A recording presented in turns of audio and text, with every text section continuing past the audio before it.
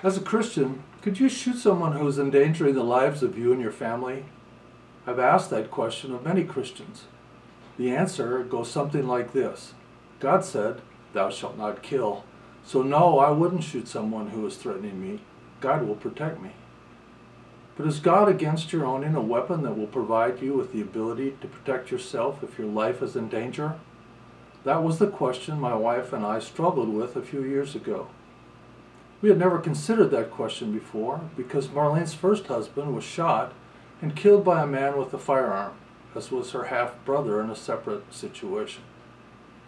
Our children, particularly the boys, grew up without toy guns, and we taught them not to point their index finger at someone and say, "Bang." And even though I served in Vietnam, was a marksman, and grew up with toy guns, I still accepted and supported Marlene's aversion to guns. But as our society changed with more violent crime and terrorist activity, I began to worry about how that violence would affect me if my wife, children, or grandchildren were hurt or killed at the hands of a thief, gangbanger, terrorist, or a mentally disturbed person, and if I was there, could I do nothing to protect them? Then the Boston bombing happened, and in my heart I felt the need to learn how to protect myself. One day I told Marlene, "I'm thinking about getting a carry permit for a handgun." Her response really blew me away. She said, "I think I'd like to look into that too." Our first question was, what does God say about it? Our second one was, could I or we pull the trigger if someone was going to hurt us, a family member or a bystander? The answer to the second question seemed to come easy to both of us. We both believed we could pull the trigger when lives were threatened. Considering the first question was much more difficult.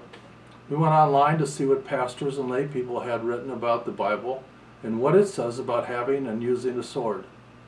I use the word sword because firearms didn't exist during Christ's lifetime, and the sword was the weapon of the day.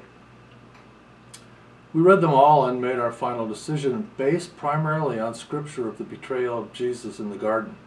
Surprised? Here are some thoughts.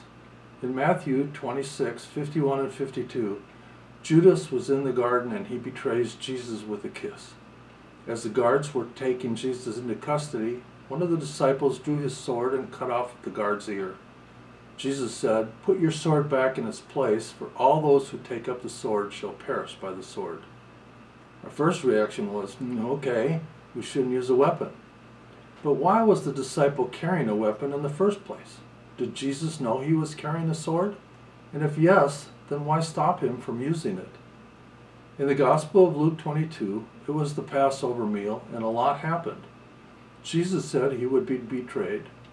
He gave the disciples communion. The disciples squabbled over who was the greatest among them. He told Peter he would deny him, and then in verse 36 through 38, we read, "But now," he said, "take your money and your traveler's bag, and if you don't have a sword, sell your cloak and buy one. For the time has come for the prophecy about me to be fulfilled. He was counted among the rebels. Everything written about me by the prophets will come true." "Look, Lord," they replied, "we have 2 swords among us." "That's enough," he said. Consider this, the disciples were carrying weapons at Passover, one of Israel's most important celebrations, and Jesus knew about it. Did they always carry weapons? Were they armed in the synagogue or during times of prayer, or while Jesus ministered to the thousands? We felt that if the disciples would carry a weapon on one of the most holy days, and Jesus was aware of it, they would be armed on all other occasions as well. We read a large number of Bible verses and blogs that had us leaning towards pro-weapon, but these 2 chapters in Matthew and Luke pretty much sealed the deal for us. We decided to prepare ourselves for using weapons to protect ourselves when threatened. Does that mean we recommend that you do the same thing? It does not.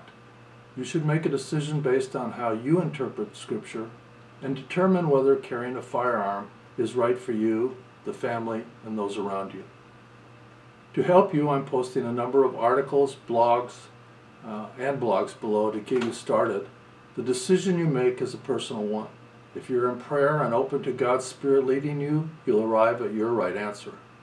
Until we connect again, God bless you and keep you safe.